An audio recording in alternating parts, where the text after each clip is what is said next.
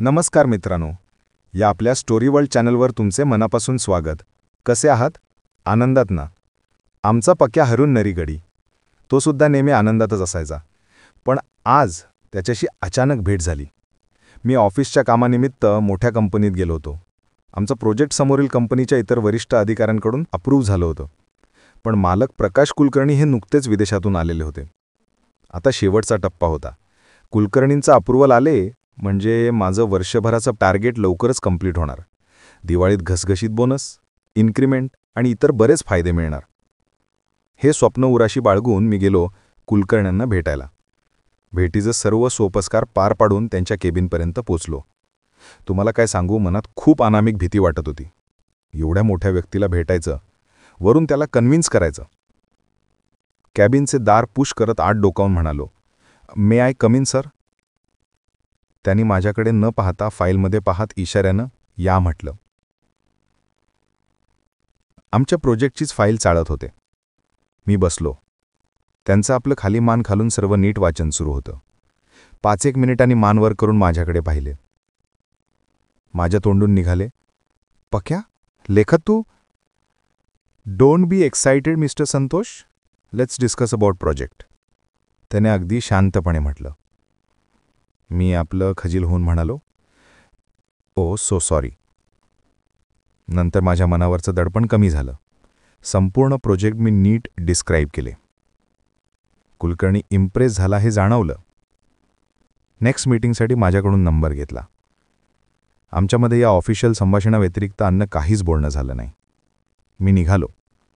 मनात 50-50 भावना होत्या. Project final होणार याचा आनंद, पण पक्या, सॉरी, आता मिस्टर प्रकाश कुलकर्णी यांना मैत्रीचा विसर पडला याचं दुःख. असो, तसे कॉलेज सुटूनही बराच काळ निघून गेला होता. वैवाहिक जीवनात मी रमून गेलो होतो. त्या काळात कधीच त्याची आठवण झाली नाही.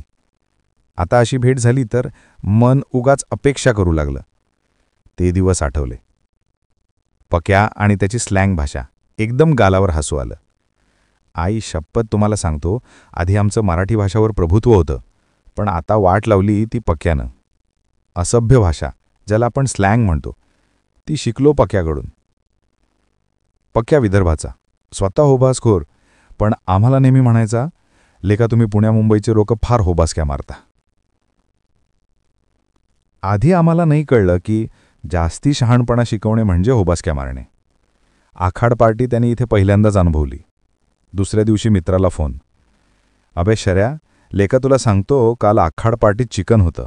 अशी सुतनवाडी केली, बम मजी आली लेका. इथल्या पोट्याने असं दांगड केलं की बस ओ बावा. पण घरी नको सांगू मजा, नाहीतर बाबा टापाटोपीतून सलाम बॉम्बे करायला लावतील. तुम्हाला कळलं? पक्याने काय म्हणाला? पक्याने चिकन मस्त हाणलं म्हणजे सुतनवाडी, बम म्हणजे खूप मजा केली. इथल्या पोरांनी खूप धिंगाणा घातला. बाबा टापाटोप म्हणजे लगेच बॅग भरायला सांगतील. भले तो पुण्यात होता, पण सलाम बॉम्बे करायला लावणं म्हणजे पुण्यात टाटा बाय बाय करून गाशा गुंडाळून घरी परतायला लावणं. आम्ही पक्याला मायाबद्दल चिडवायचो. तो नेहमी म्हणायचा, शकल से भले खूबसूरत है, पर दिमाग से पैदल है. दिमाग से पैदल हा नवीन शब्दप्रयोग आमच्या डिक्शनरीत जमा झाला. पक्या नेहमी मला म्हणायचा, का भेले का, तुम्ही चिंधी लोक कसे आहात? पाहुण्यांना सुद्धा पाणी देऊ का विचारता? अबे नाही, तर आम्ही बघा, विदर्भात पाण्याचा दुष्काळ असला तरी कोणी आलं घरी तर आधी थंडगार पाणी पाजून जेवण करून पाठवतो. आबे काबे म्हणजे अरे कारे आणि चिंधी म्हणजे कंजूस. म्हणून मी त्याला माझ्या घरी बोलवायचो सणासुदीला. तो रूमवर राहायचा, आम्ही लोटलाईट, पण पठ्ठ्या कधी आला नाही. बहुतेक भाषेमुळे ऑकवर्ड फील करत असावा असं माझा समज होता. आमची एक मैत्रीण होती माया नावाची. ती पक्यावर जाम फिदा असायची. पक्या दिसायला हँडसम, हुशार आणि श्रीमंत. फक्त तोंड उघडलं की हाच तो हँडसम हंक आहे असा संशय यायचा. त्याचा ॲक्सेंट त्याच्या लुकला मुळीच सूट करत नसे. नंतर त्याने पर्सनॅलिटी ग्रूमिंगचा क्लास लावला होता, ते सुद्धा मायाच्या सांगण्यावरून. मायावर चिडणारा पक्या वर्षभराने आम्हाला सोडून मायासोबतच दिसायचा. त्याचं गूढ कळलं नाही, कारण नंतर त्याचा पिलानीला नंबर लागला आणि आमचा संपर्क तुटला. तेवढ्यात मोबाईल वाजला. प्रकाश कुलकर्णींचा मेसेज. रविवारी दुपारी 11च्या सुमारास भेटा. लोकेशन पाठवतोय, लंच सोबत घेऊ. बास, एवढंच. कॉलेजमध्ये सतत तोंडाची टकळी चालवणारा पक्या अगदी शब्दसुद्धा तोलून मापून लिहितोय. चिंधी लेकाचा. त्याच्या भाषेत त्याला मनाची चरफड काढली.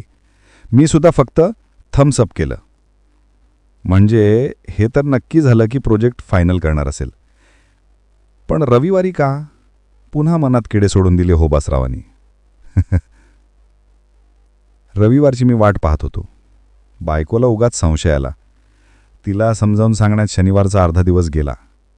झोपताना उजळणी करू लागलो. काय बोलायचं, कसं बोलायचं. शेवटी रविवार उजाडला. मी बऱ्याच वर्षांनी रविवारची सकाळ पाहिली. रंगोली पाहत मस्त वाफाळलेला चहा प्याला. नंतर हजामत म्हणजे दाढी केली.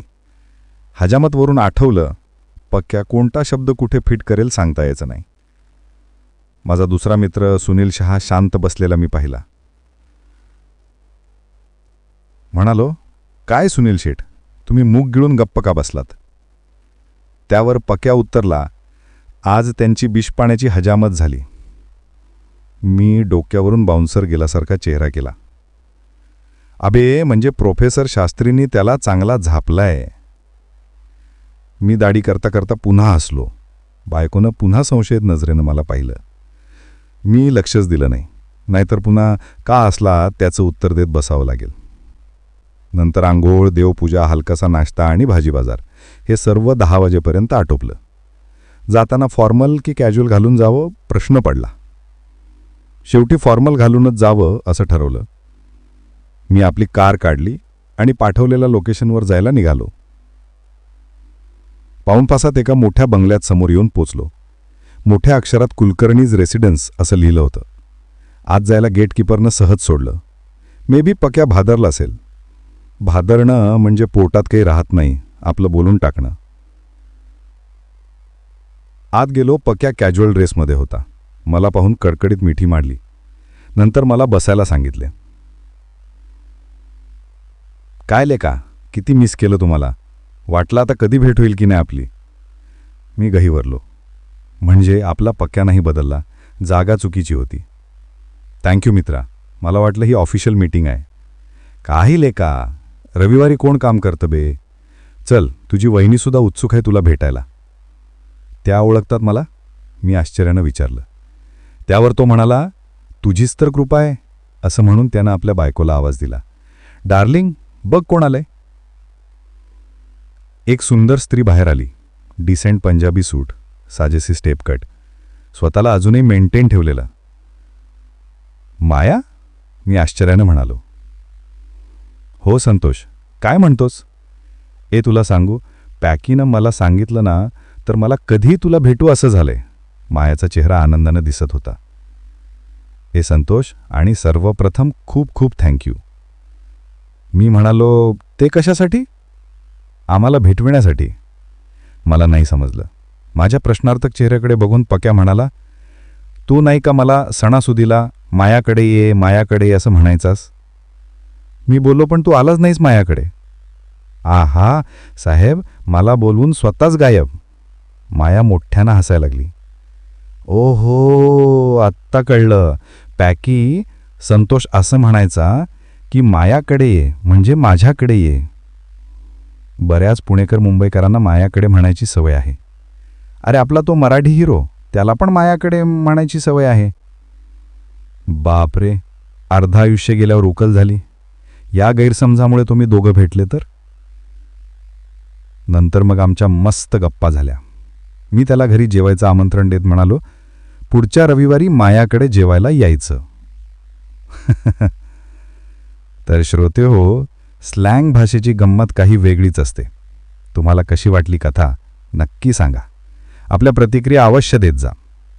चॅनलवर नवीन आला असाल किंवा अजूनपर्यंत चॅनलला सबस्क्राईब केलं नसेल तर अवश्य सबस्क्राईब करा. लाईक, शेअर नक्की करा. चला तर मग पुढील कथेपर्यंत गुड बाय.